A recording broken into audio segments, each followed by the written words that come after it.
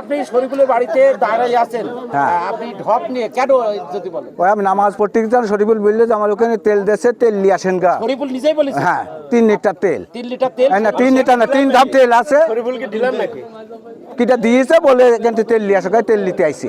এই যে তেল উনি হচ্ছে তেল সার্ভিস দিচ্ছেন? হ্যাঁ। আচ্ছা, এখানে দাঁড়িয়ে আছেন কেন একটু বলতে পারেন? তেলের জন্য, তেল নেওয়ার জন্য। তেল পাবেন না, তাহলে এখানে কেন?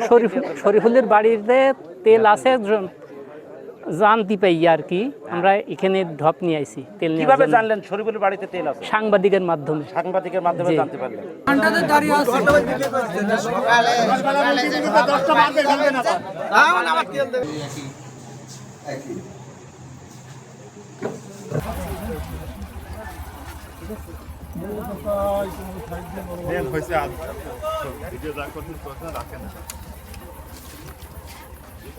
গাড়ি বেরিয়ে